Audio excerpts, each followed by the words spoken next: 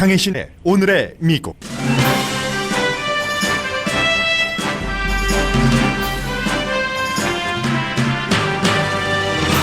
연방 상원에서는 어제에 이어 오늘도 민주당 탄핵 소추위원들이 트럼프 대통령을 탄핵해야 한다는 주장을 합니다. 일정대로 진행되면 이번 주 토요일에 대통령 변호팀의 반격이 시작되고 이후 증인 소환 여부에 대한 토론이 이어집니다.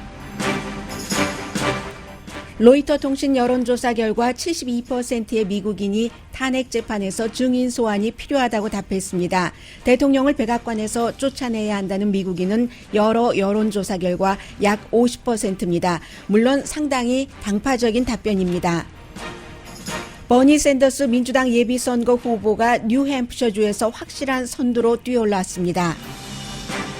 지난해에 부통령을 보냈던 트럼프 대통령이 내일은 미국 대통령 최초로 낙태 합법화에 반대하는 행진에 참석합니다. 행사 책임자는 그러므로 트럼프 대통령을 지지해야 한다는 메시지를 회원들에게 보냈습니다. 연방 환경청이 환경청 과학자들의 자문과는 반대로 환경 규제를 없애는 구체적인 안을 오늘 내놨습니다. 부동산 업계와 화석 연료 업계의 큰 승리고 많은 미국인들은 마시는 물의 오염을 걱정하게 생겼다는 게 환경청 과학자들의 평가입니다. 미국 재무장관이 다보스 경제포럼에서 환경보호 운동을 하는 소녀를 공격하는 듯한 말을 해 주목받았습니다. 화석 연료 개발을 중단해야 한다는 그레타 툰베리에게 문을 쓴 재무장관은 학교 가서 경제 공부부터 하라고 말했습니다. 2020년 미국 주택시장 전망에 대해 전문가들은 글쎄요 라고 답합니다. 미국인 10명 가운데 4명이 비상금 $1,000가 없는 것으로 조사됐습니다. 중국에서 발생된 우한 바이러스가 널리 퍼질 가능성이 높다고 워싱턴 포스트가 중국 현지에서 보도했습니다. 최초로 인간에게 감염된 경로는 뱀인 것으로 확인됐고 중국이 문제를 빨리 드러내지 않은 등의 이유로 확산이 불가피하다는 예상입니다. 우한 바이러스 관련 주식값도 크게 내려갔습니다.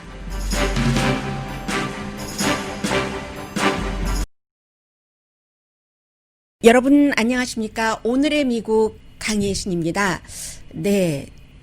이제 어제에 이어서 오늘도 로스앤젤레스 시간으로 아침 10시가 되면은 상원에서 24시간을 배정받았기 때문에 민주당의 하원 소추위원들이 어제에 이어서 오늘도 대통령이 권력 남용을 했기 때문에 탄핵을 시켜야지 된다 하는 주장을 펼치게 됩니다. 많은 분들이 혼돈을 하실 것 같기도 하고 해서 제가 일정을 먼저 말씀드리면요.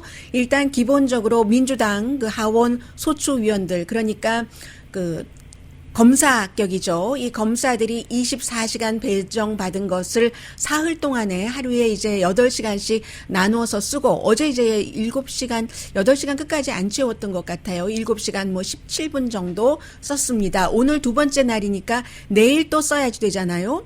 그러면은 여기에 대해서 백악관의 대통령 변호팀은 토요일부터 반격을 하게 됩니다. 무슨 권력 남용을 했고 그리고 대통령이 의회 조사를 어떻게 방해했다는 것이야? 하고 하게 돼서 물론 대통령의 변호팀도 그 24시간을 다 쓸지 쓰지 않을지 모르기 때문에 일정대로 진행이 되고 나면은 원래 이 탄핵 재판이 일주일에 6일 하거든요. 보통 토요일, 일요일은 쉬지만 토요일까지 합니다. 그래서 화요일까지 일정대로 진행돼서 대통령 변호팀의 어떠한 일종의 변론이 끝나고 나면은 그 다음에 16시간 동안 상원 의원들이 질문을 하게 되는데 이번에 커피도 못 마시잖아요. 그 재판 과정에서 물과 우유만 마실 수 있고 그 우유에도 스토리가 있어요. 예전에 어떤 의원이 꼭 우유를 마셔야지 되기 때문에 그래서 넣었는데 어제 보니까 테드 크루즈 공화당 상원 의원 우유 마시더군요. 그래서 룰대로 연방 그 상원 의원 100명이 직접 질문하는 게 아니라 전부 지금 그 재판관인 존 로버츠 그 재판관에게 질문을 적어주면은 존 로버츠가 이제 화요일 이후가 되겠죠. 그 질문을 크게 읽습니다. 그리고 질문들을 많이 할 수가 있잖아요. 의원들이 많이 하는 것 가운데 재판관이 이렇게 해서 진행을 해야 되겠다. 저희가 이제 뉴스 편집하는 것처럼 질문을 선택을 하고 이 질문에 대한 답을 당신이 하시오. 이렇게 그 정해주거든요. 그렇게 해서 이제 16시간이 지나고 나고요. 16시간도 또 다 쓸지 쓰지 않을지 모릅니다. 그렇게 되면은 대강 계산하면은 다음 주 중반, 뭐 목요일 정도가 될 수도 있거든요. 여기서 또 한 번 어제 그제 그 민주당이 완전히 그 실패했었던 증인 문제가 또 나옵니다. 증인을 소환해야 된다 하면서 또 토론이 이어지게 되고요. 아무튼 그렇게 해서 토요일쯤이 되면은 증인에 대한 뭐 어떠한 얘기가 나올 수가 있는데 지금 그 대통령에 대해서는 똑같습니다. 이게 뭐 아주 그 공화당이나 예를 들어서 월스트리트저널 오늘 받아보시는 분이라면 월스트리트저널이 사설에서 민주당이 부패했다. 대통령을 뭐 무슨 부패 혐의 뭐 부패하지를 않았는데 어떻게 부패 혐의로 탄핵시킨다는 것이야? 뭐 이런 주장을 했고 또 그 월스트리트저널 사설에서 뭐라고 얘기하냐면 탄핵을 하려면 그 범죄를 저지른 게 확실해야지 탄핵을 할 수 있다. 범죄를 저질렀거나 범죄 행위에 해당하는 행위를 해야지만 탄핵인데 이거 애매모호하다라고 얘기하는데 그것은 그 월스트리트저널이 아주 그 권위가 있는 신문인데도 심플한 팩트 체크를 하지 않았네요. 예전에 그 리처드 닉슨 전 대통령도 범죄를 저질러서 탄핵한 것은 아닙니다. 권력 남용이라는 워러게이트 사건과 관련해서 그래서 이제 그 탄핵되기 직전에 본인이 망신당하고 탄핵당하느니 사임을 하는 게 낫다. 그리고 그 당시에 공화당이 저희가 더 이상 그 대통령을 보호할 수가 없습니다라고 대통령에게 가서 얘기를 했으니까 그러는 것이고 지금은 시대도 달라졌고 트럼프 대통령과 리처드 닉슨과는 성향이 다르기 때문에 트럼프 대통령은 누군가가 본인을 공격하면 더 강하게 밟아서 저 사람을 눌러야지 되는 그런 그 성향으로 지금까지 살아왔기 때문에 닉슨처럼 트럼프 대통령에게 하라고 할 수도 없는 일이고요.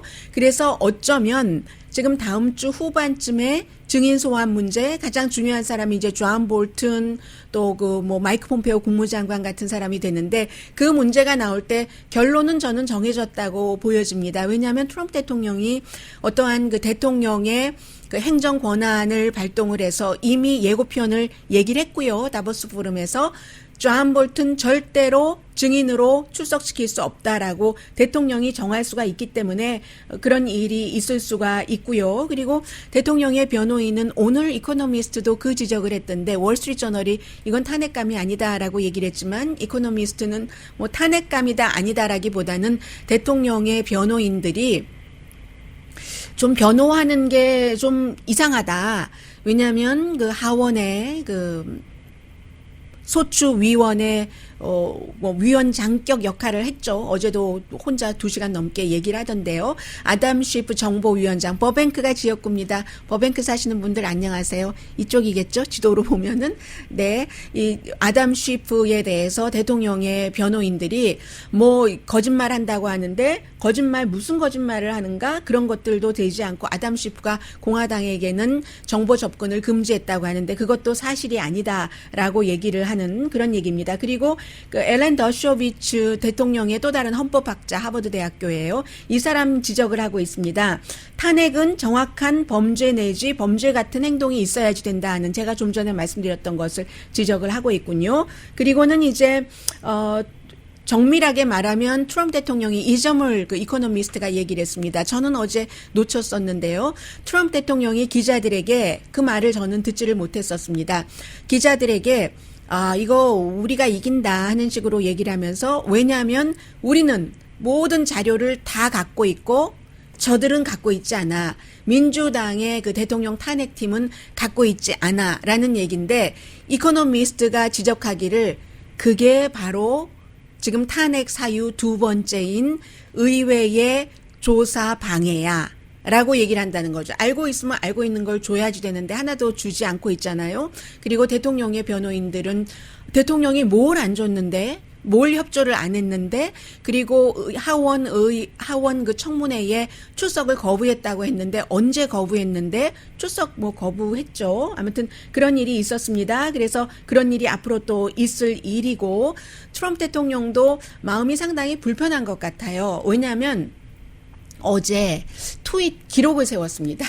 저는 새벽에 제가 일할 때 0시부터 오후 4시 몇 분까지만 보고 트럼프 대통령이 하루 동안 131번을 트윗을 했다네. 어떻게 그렇게 많이 할 수가 있지? 아마 거의 리트윗일 거야. 이렇게 생각을 했었고요. 나중에 방송 준비하는데 조금 있으니까 숫자가 더 나오는 거예요. 140번 넘게 대통령이 트윗을 했답니다. 어제. 그러면 다보스에서 회의 진행 중에 그리고 이제 물론 비행기에 타고 워싱턴으로 올 때도 했겠지만 참 트럼프 대통령은 너무나 능력이 많던지 아니면 중요한 거와 어떠한 중요하지 않은 것의 밸류를 정하는 게 다른 사람과 다른지. 왜냐하면 보통 사람도 하루에 트윗 141번 리트윗이라 하더라도 그 리트윗 보고 리트윗해야 되잖아요. 다른 사람이 트윗한 것. 그게 쉽지 않은 게 아니라 140 몇 번을 트윗을 한다는 것은 보통 거의 모든 사람들에게는 불가능할 것 같은데 그만큼 대통령도 뭔가 공개적으로 얘기하는 것과는 달리 좀 마음이 불편하다. 뭐 좀 잘 됐으면 좋겠다 하는 마음이 있는 것 같고요. 기본적으로 가장 중요한 것은 이제 여론인데 여론조사 결과가 거의 비슷합니다. 오늘은 이제 퓨 리서치사의 여론조사 결과 51%가 대통령이 탄핵되고 백악관에서 쫓겨나야지 된다. 46%는 반대 의견을 얘기했으니까 어제 전해드린 CNN과 거의 비슷하죠. AP는 조금 낮아서 45%가 쫓아내야지 된다고 얘기를 했고 14% 몰라. 40%는 쫓아내면 안 돼라고 얘기했는데 이게 이제 퓨 리서치사의 조사 결과 굉장히 당파적이라는 것이 다시 보여지는데 트럼프 대통령이 흑인계는 82%가 쫓아내야지 된다. 히스패닉계는 66%, 대학을 졸업한 백인은 대학 졸업한 백인은 53%, 그리고 30살 미만의 민주당의 85%, 공화당의 26%, 30살 미만은 아니네요. 30살 미만은 63%가 쫓아내야지 된다 했고 18살에서 23살 사이. 그런데 이제 이게 그게 그거네요. 공화당은 쫓아내면은 안 된다 하는 게 참 많은데도 이게 26%나 됩니다. 이 젊은 사람들 사이에서는. 민주당의 젊은이들은 85%가 쫓아내야지 된다고 하고 반면에 트럼프 대통령이 그대로 그 자리를 지키고 있어야지 된다 하는 사람은 65세 이상 56%, 백인의 58%, 대학 졸업 안 한 백인의 64%, 전체적인 공화당의 86%, 젊은 공화당은 26%가 쫓아내야지 된다고 얘기를 했고요. 그리고 63%의 미국 사람들이 트럼프 대통령이 불법을 저지르긴 했어 라고 답변을 합니다. 그러니까 이제 여기서 불법은 저질렀는데 이게 과연 탄핵을 할 정도로 불법인가 아닌가 이렇게 보는가 아니면 민주당처럼 탄핵을 해야지 된다고 생각하느냐 여기에는 좀 차이가 있는 것 같고요. 트럼프 대통령의 지지도는 40%니까 요즘 많아야 43%, 42%, 적으면 40% 정도 되죠. 이것도 비슷합니다. 갤럽 42%, CNN 방송 지지도 43%였으니까요. 많은 사람을 대상으로 조사를 한 겁니다. 퓨 리서치사가 12,600명을 대상으로 1월 6일부터 1월 19일까지 했고요. AP통신도 비슷해요. 우크라이나에 대해서 이 사건에 대해서 분명히 트럼프 대통령이 불법을 했어. 42%. 글쎄 불법이라고 볼 수 있는지는 모르겠으나 비윤리적이었어. 윤리에 어긋나는 행동을 했어. 하는 사람이 32%였고요. 그런데 여기서 제가 말씀드리고 싶은 것은 이제 다음 주 하반기로 넘어가면은 분명히 다시 한번 증인 얘기가 나오는데 이 여론조사는 입소스와 로이터가 공동 여론조사를 했는데 72%의 사람이 그러니까 이것은 공화당도 많이 지지를 했다는 얘기입니다. 몇 퍼센트인가요? 공화당도 69%, 민주당은 84%가 해서 합쳐보니까 72%가 존 볼튼 전 국가안보보좌관이나 마이크 폼페오 국무장관, 왜냐하면 우크라이나 대사 해고하고 소환하고 하는 거에 관여가 많이 돼 있으니까요. 적어도 이 두 사람은 증인으로 출석을 해야 된다. 그냥 증인에게 무엇을 하고 본인들이 생각을 하든 말을 하게 해. 하면은 마이크 폼페오는 대통령에게 유리하게 증언을 할 것이고, 왜냐하면 마이크 폼페오는 대통령과 한 배를 타고 있고 본인도 지금 뭐 대선에 나가느냐 마느냐를 생각을 하고 있는 사람이기 때문에, 그에 비해서 존 볼튼은 공화당이기는 하지만 대통령과 사이 나쁘게 헤어지고 했으니까 좀 나쁜 증언을 하지 않을까, 뭐 이런 생각을 하고 있고요. 아무튼 그렇습니다. 그런데 제일 중요한 것은 이런 지금 다음 주까지 적어도 이어질 그럴 그 상원의 탄핵 재판을 사람들이 많이 봐야지 거기에 대한 판단력이 생기는데, 날마다 내가 볼 것이다 하는 사람 12%밖에 안 돼요. 내가 조금씩 시간 되는 대로 보지 하는 사람 17%, 그리고 36%는 뭐 나중에 한꺼번에 뭐 뉴스 같은 거 점검하면 되는 것 아니야? 이렇게 얘기를 했습니다. 그런데 요즘 뉴스가 얼마나 가짜 뉴스가 많은지요.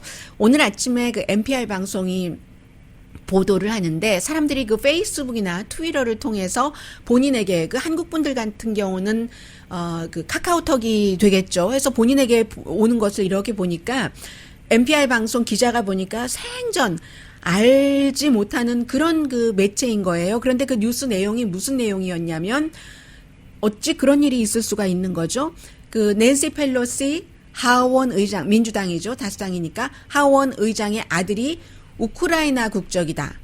이런 내용이에요. 그러니까 민주당이 하는 일은 지금 다 아니다 하는. 그래서 NPR 방송에 그 기자가 그 사람에게 어떤 매체, 원자가 들어가는 매체였어요. 저 잘 모르는데요 하고 보니까는 이렇게 보고 보니까 여기 보라고 하면서 그 뉴스를 받아보는 사람이 구글링을 막 해주는 거예요. 나와서 보니까 정말 별로 신뢰하지 못할 그럴 매체였더라. 그런데 사람들은 그런 것들이, 그런 매체에서는 더 눈에 띄어야 되니까 헤드라인도 더 눈에 띄게 잡고 사진도 더 눈에 띄게 잡고, 제가 들은 그 뉴스는 활자도 아니었어요. 기자가 쫙 여성이었는데, 뭐 기자였는지 앵커였는지 리포트를 하는 겁니다. 낸시 펠로시의 뭐 아들이 우크라이나가 국적이고 이렇게 얘기를 하니까 사람들이, 일반 사람들이 볼 땐 정말 뉴스인 거예요. 해서 직접 그 퍼스트 핸드로 보지 않고 건너 오는 뉴스는 요즘에는 가짜일 경우가 상당히 많은데, 미국 사람들이 그 같은 가짜 뉴스에 의존도가 높다는 게 문제라고 말씀드립니다.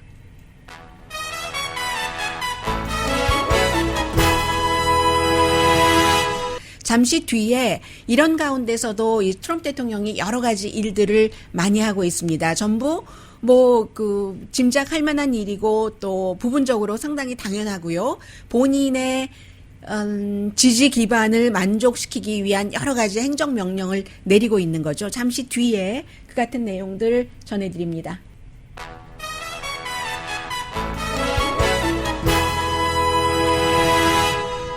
라디오 서울 방송 오늘의 미국 듣고 계십니다. 네, 이 버니 샌더스 후보가 상당한데요. 지금 보니까 뉴햄프셔주가 그 아이오와 다음으로 이제 그 예비 선거가 치러지게 되는데, 뉴햄프셔주에서 12월 달과 지금 1월 달에 지지율이 상당히 달라졌거든요. 해서 12월 달에는 이 핏 브리저지나 아니면 그 조 바이든 부통령에게 뒤졌는데, 지금 1월 달에 다시 조사를 해보니까 두 사람에게 전부 이기고 있거든요. 이기는데 그 이기는 비율도 12월 달에 지지율이 15%에서 지금 20%로 됐고요. 20%인데 바이든이 14%, 뉴햄프셔주에서는 핏 브리저지가 조금 더 앞서가서 지지율이 17%. 2016년도에 원래 그 샌더스가 뉴햄프셔주에서 좀 강하기는 했습니다. 왜냐하면 버먼트주의 그가 지역구이기 때문에 이 사람이 힐러리 클린턴과 같이 겨뤘을 때도 좀 가깝잖아요. 가까운 데 있는 사람이니까 여러 가지로 힐러리 클린턴에 비해서 대의원 숫자를 몇 명은 더 가졌던 것으로 기억이 되는데요. 힐러리 클린턴이 그때 9명인가 가졌을 때 버니 샌더스는 15명이었었거든요. 아무튼 아직 시간은 있습니다. 왜냐하면 그쪽 사람들 마음이 변할 수도 있기 때문에 426명의 투표할 가능성이 높은 유권자를 대상으로 조사를 했답니다. 1월 17일부터 21일까지 오차 범위는 4.8%포인트이고 지역 그 매체예요. WBUR이 조사를 한 결과입니다. 그리고 이제 내일이 금요일이죠. 금요일에 전 지난해 깜짝 놀랐습니다. 그리고 유난히 여성들이 굉장히 많던데 낙태를 합법화하는 것에 반대하는 그러니까 낙태에 반대하는 행진 이름이 뭐든가요? 행진이 March for Life. 그러니까 생명을 중요하게 생각한다는 거겠죠. 아직 태어나지 않은 생명에서 March for Life에 지난해는 부통령이 갔었어요. 부통령이 가고 그리고 트럼프 대통령이 라이브로 그 비디오 메시지를 보냈는데 이번에는 트럼프 대통령이 직접 간답니다. 다보스에 가서 며칠 있었죠. 이제 비행기 타고 왔는데 바로 이제 하룻밤 자고는 워싱턴에 가는데 지난해에 한 10만 명 정도가 모였다고 들었습니다. 해서 지니 맨시니, 헨리 맨시니, 라스트 네임 똑같네요. 지니 맨시니, 이름에서도 알 수 있듯이 여성이네요. 이 마치를 주도하는 이 여성이 아주 기쁘도다 하면서 우리의 대통령이 낙태 반대를 지지한다. 그러니까 낙태를 해서는 안 된다는 얘기예요 하면서 트럼프 대통령이야말로 그 낙태 금지하는 운동을 강하게 우리를 위해서 해주는 사람이고 그 같은 증명을 할 수 있는 게 낙태를 금지하는 판사를 그 연방 판사로 많이 임명을 했고 그리고 뭐 연방 대법원에도 마찬가지고요. 그리고 이 사람의 얘기로는 저는 거기까지는 깊이 생각을 해보지 못했는데 연방 여러 그 공무원 같은 사람들도 낙태 반대하는 사람들을 중심으로 트럼프 대통령이 많이 심어놨다.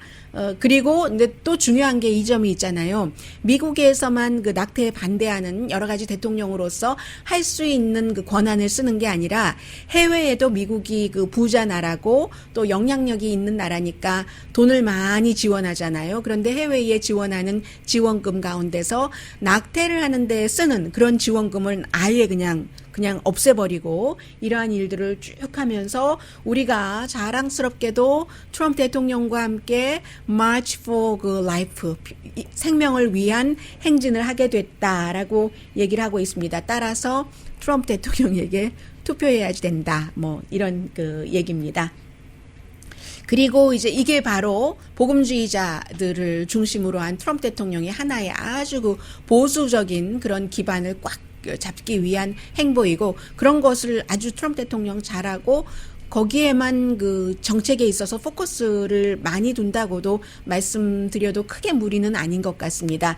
그리고 또 그 환경 보호를 안 하는 거 이게 또 그 챔피언 비슷하잖아요. 오늘 미국의 이 트럼프 대통령이 하진 않았고 오늘은 이제 환경청장이 장관이죠. 환경청장이 라스베가스에서 부동산 업계의 어떤 그 연례 회의가 열렸답니다. 그 회의에서 앤드류 그 폴러 그 환경청장이 발표를 했는데 역대 행정부 가운데서 가장 그 환경 규제를 없애는 안 환경 규제를 많이 한다는 게 아니라요. 환경 규제를 없애는 그러한 것을 발표를 했습니다. 지난번부터 발표한다 하더니 오늘 발표를 한 거예요. 이 부동산 협회의 연례 쇼에서 그것을 보여준 거죠. 환경청장이. 해서 이게 이제 전문가들 전부 화석업계의 승리다. 그리고 부동산업계의 승리다. 뭔가를, 왜냐하면 물길, 그리고 웹랜드 같은, 웹랜드요. 그 습지, 그리고 무슨 계곡, 강가, 이게 물이 이렇게 흘러가는 길을, 예를 들어 오바마 시대에는 그 물이 흘러가는 길을 60% 정도를 개발을 하지 못하게 꽉 막아놨는데 그걸 지금 다 풀어버리는 겁니다. 그래서 트럼프 대통령도 사실은 지난 그 일요일에 농업 관련 이벤트에 가서 오바마가 해놨었던 그것은 정말로 뭐라고 얘기를 했었던가요?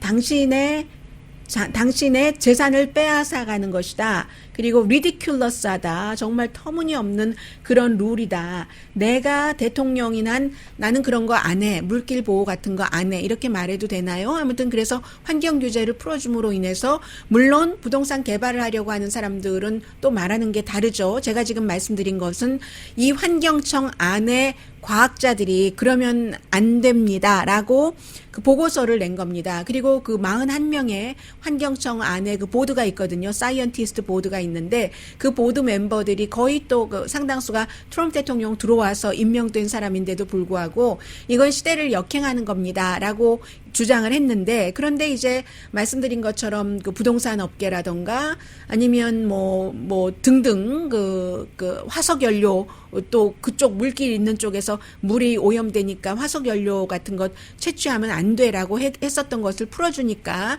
그런 업계가 굉장히 좋아하지 않겠어요?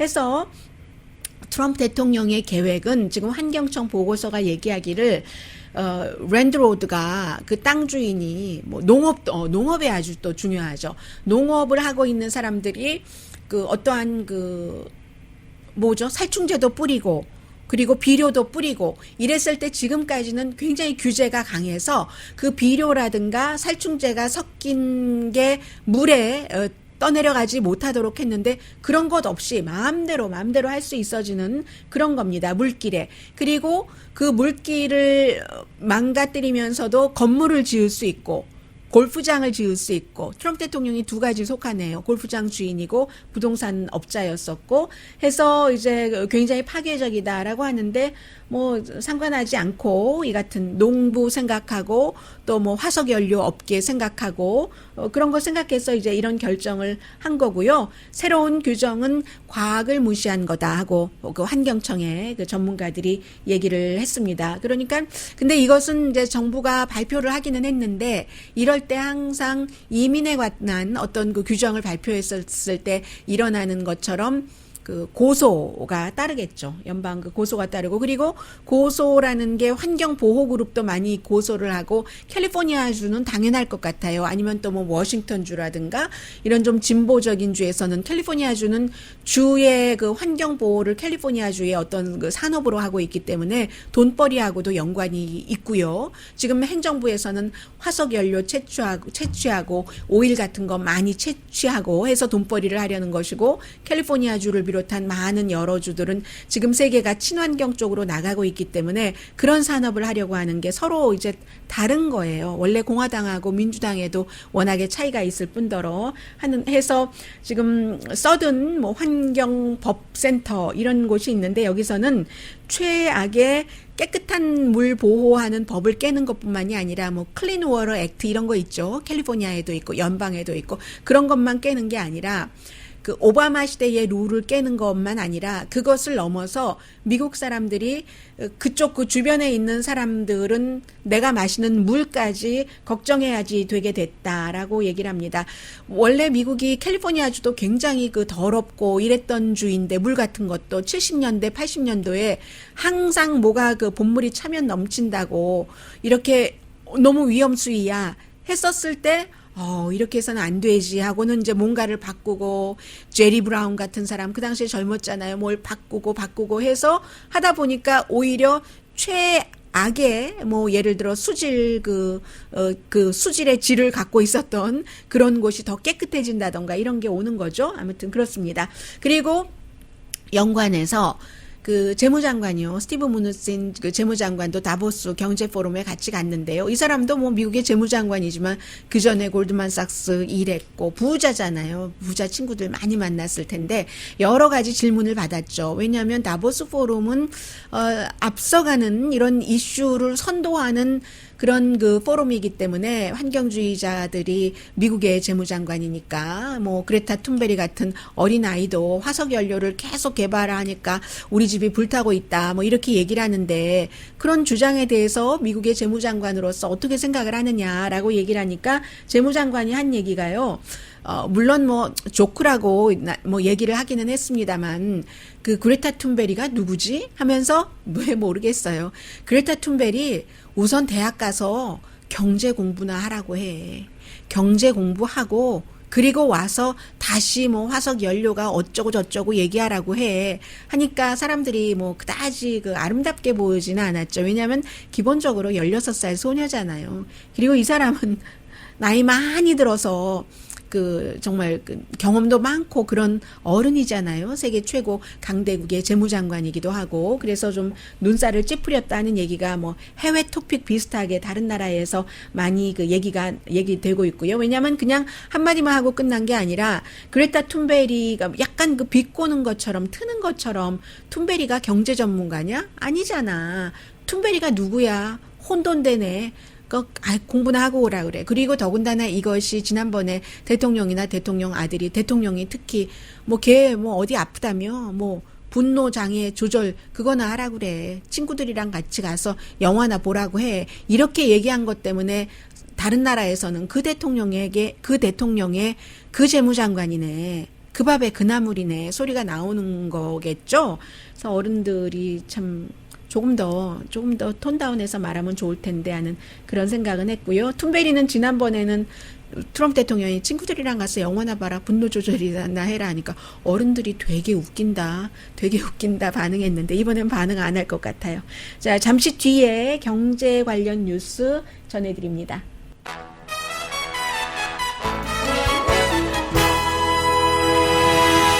라디오 서울 방송 오늘의 미국 듣고 계십니다. 네, 오늘 아마 그 공화당에서 중요한 미팅이 있는가 봅니다. 그런데 이제 트럼프 대통령도 아마 참석을 하는 것 같은데 휴대폰 못 가지고 들어온대요.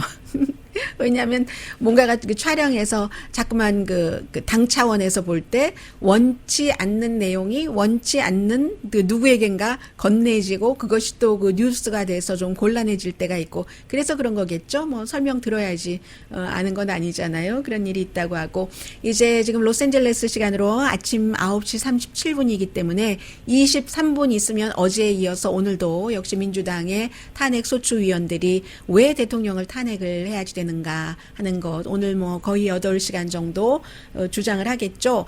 그 사이에 사실은 가장 중요한 게 기본적으로 우리가 기본적인 먹고 사는 데 필요한 돈 얼마나 중요해요? 여러분께는 뭐가 제일 중요합니까? 그런데 미국 사람들 10명 가운데 4명, 정확하게는 41%가 비상금 $1,000가 없답니다. 자동차가 갑자기 고장 났을 때, 이머전시로 병원을 가야지 될 때 $1,000가 없다. 어디서 나온 조사냐면요, 뱅크레이트이라고 소비자의 여러 가지 파이낸싱을 해주는 그런 뭐 잘 알려진 데서 회사에서 조사를 한 겁니다. 레이니 데이라는 말을 미국에서 그렇게 많이 하면서 정작 보통 사람들이 41%면 10명 가운데 4명이에요. 비상금 $1,000가 없다 하는 얘기고요.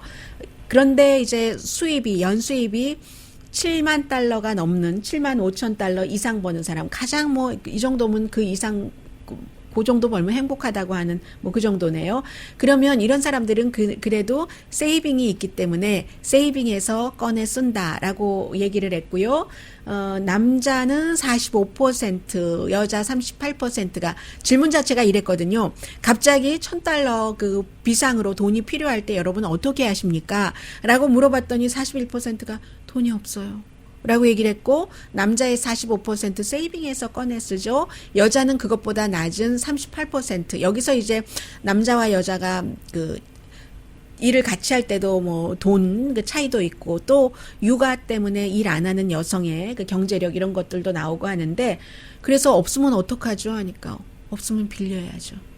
빌리는 건 이제 여러 방법이 있는데 아무튼 세이빙해서 쓴다는 사람이 남자가 45, 여자가 38% 합쳐보니까 31% 정도 됐고 가장 사람들이 많이 빌리는 게요. 미국에서는 돈 빌리는 것이요. 가족이나 친지보다도 크레딧에서 써야죠. 그런데요. 돈 $1,000 비상금 없는 사람은요.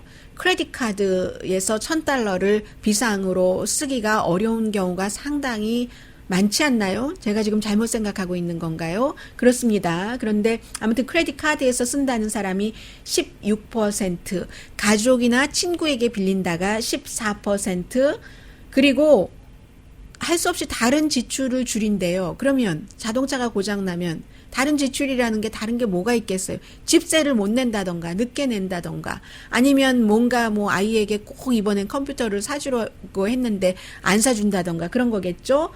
그리고 몰라 나 어떻게 해야 될지 몰라 이렇게 답한 사람도 7%나 되네요. 이런 내용은 사실은 비상금 미국 사람들 뭐 $5,000 없다, 얼마 없다 하는 거 자주 나오잖아요. 근데 비상금 $1,000가 없다는 것이 41%라는 것은 이거 문제 있는 거죠. 왜냐하면 가난한 나라가 아니니까 미국이 부자인 나라니까 이래서 기생충의 인기가 있는 겁니다. 부자는 엄청 부자고 가난한 사람은 비상금 $1,000가 없어? 41%나 기생충 인기라니까요, 영화. 유니버설 팀이라니까요. 네. 그리고 어제 보니까 그 로스앤젤레스 타임스가 자주 나오는 얘기이기는 해요. 왜냐하면 캘리포니아 주민들이 뭔가 그 집값이 너무 비싸지고, 그리고 졸업을 하고 나서 금방, 특히 이제 법대 같은데 졸업하고 한 학생들의 경우는 캘리포니아주가 변호사가 너무 많고, 법대 그 시험 통과도 어렵고 이러니까 이민법이 아닌 이상 다른 주로 갈까 하다가 너무 멀지 않고 좀 그 생활비 적게 들고 하는 곳을 생각할 때 항상 텍사스잖아요.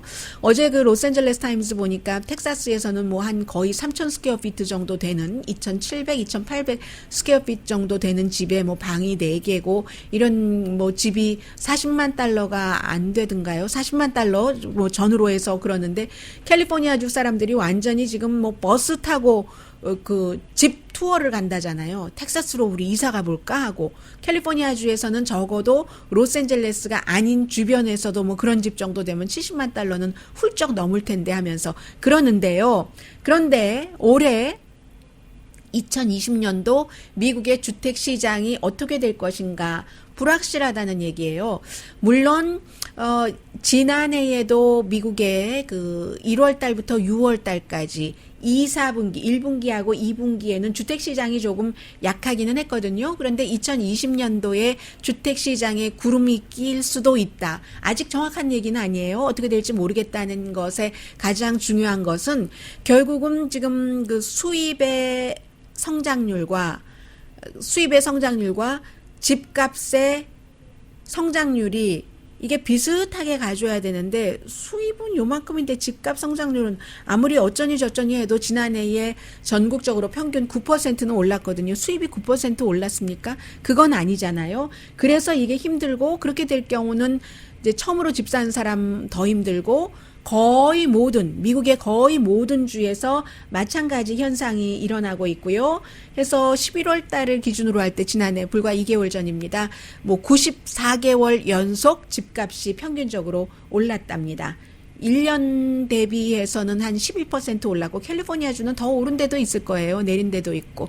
그리고 요즘 사실 집을 사고 하는 시절은 아닌데, 캘리포니아주 같은 경우도 어쨌든 사던 사지 않던, 팔던 팔지 않던 집값은 계속 올라가서 퍼스트 홈 바이어는 너무나 어렵다. 1년 전에 지난해는 가만 생각해 보면 왜 주택 시장이 별로였는가 하면은 그 처음에 그 새해를 시작하면서 연방 정부가 문을 닫고 시작을 했었고, 그리고 모기지 이자율도 지난해 이맘때는 좀 올랐었죠. 그런데 지금은 모기지 이자율 내려가서 지난해에는 4% 넘었던 것 같은데요. 뭐 한 4.4%, 4.5% 이때쯤 그랬는데 지금은 뭐 4% 안 되잖아요. 3.6%, 3.7% 그 사이에 어디엔가 있겠죠. 1월 16일을 기준으로 모기지 이자율이 3.65%라는 겁니다. 그래서 가난한 분들의 입장에서 저도 가난합니다. 말씀을 드리는데요. 희망이 있다면 임금이 좀 올라가지고 집값은 많이 올라가주지 않고 이러면 좀 좋을 것 같아요. 잠시 뒤에 중국의 그 코로나 바이러스가 심각하게 생각을 해야지 될 정도이기는 한 것 같거든요. 전합니다.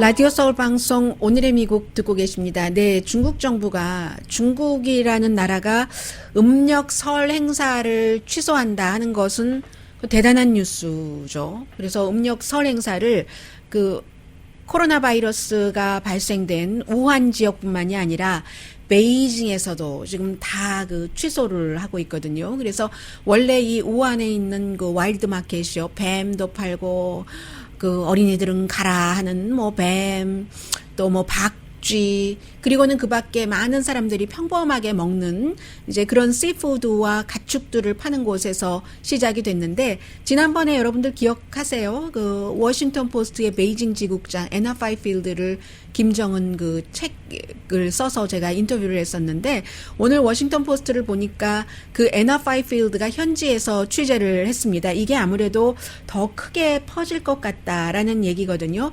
우한 지역이라는 곳이 인구 자체가 1100만 명인데 1100만 명이면 한국의 서울보다는 훨씬 작지만 뉴욕보다도 그 300만 명이나 많은 곳이잖아요. 그리고 이제 그 주변 지역까지 다 합쳐서 그런데 중국 정부가 이 같은 일을 빨리 공개하고 뭔가 대책을 세우지 않고 좀 쉬쉬 뭐 처음에는 그러려니 하고 했었던 것이 문제가 되고 오늘 아침에 NPR 방송과 인터뷰를 하는 사람들도 봐도 처음에는 별것 아니었다고 생각했다는 거예요. 정부 차원에서 그냥 크게 안 했으니까 그러다가 나중에 보니까 사람들이 아프고 뭐 이런다고 하니까 그래서 지금 크게 번질 것 같다. 더군다나 애나 파이필드 그 베이징 지국장이 조류학자들을 인터뷰를 했더니 조류학자들이 공통적으로 하는 얘기가 뭐 인플루엔자 A라든가 뭐 스와니 무슨 피버 뭐 사르스 뭐 등등 많은 뭐 조류 독감 이런 모든 바이러스는 그동안에 뭔가가 그 경로도 조금 금방 나오고 잡을 수 있었는데 이번에는 단지 뱀에서 사람에게 옮겨간 것 같다. 그 다음에는 이제 사람에서 사람이잖아요, 전염이. 그래서 잘 안 잡힌대요. 잘 안 잡히고 조금 늦었다. 이게 지금 중국 정부에서 얘기하는 617명 감염에 17명 사망이라고 하는데 이것보다 더 많을 수 있다고 하고 뭐 상해 등 대도시에서도 환자 나오고 있어서 오한 지역은 완전히 지금 막았잖아요. 버스, 열차, 비행기, 갇힌 그 도시. 갑자기 이방인이 생각이 나네요. 알베르 까미에. 갑자기 그런 지금 상황이 됐고 베이징도 페스티벌로 얼마나 많은 사람들이 고향으로 돌아가고 오고 관광객들 이동이 있고 하는데 그런 이동 전부 관광객도 금지시켰고요. 세계보건기구는 어제 무슨 비상사태 선포할지도 모른다 했는데 아직은 안 했지만 다시 미팅을 한다고 하니까요. 그래서 중국에 이게 저는 또 그쪽 우한 지역의 주식 관련이 이렇게 많은지 몰랐습니다. 뭐 오한 백화점 그룹도 있고요. 뭐 물 관리하는 곳. 일주일 사이에 주식값이 16% 내려간 곳도 있고 이틀 사이에 10%가 내려간 곳도 있고 케이블카 컴퍼니, 쉬핑 컴퍼니 지금 완전히 그 도시는 마비됐고 사람들의 걱정은 굉장히 커지고 합니다. 미국에서도 마찬가지고요. 제가 여러분들께서 그 한국 TV로 오늘의 미국을 봐주시고 한국 TV는 다시 또 보실 수 있는 섹션을 마련을 해놨습니다. 유튜브로도 방송을 이렇게 봐주시면서 여러 댓글들을 달아주시는데 다 보기는 봅니다. 한국에서 방송 봐주시는 분들도 계시고요. 날씨 춥다고 얘기해주신 분들, 대통령 한가한 것 같습니다라고 하신 분들 전부 오늘 해피하세요. 강혜신이었습니다.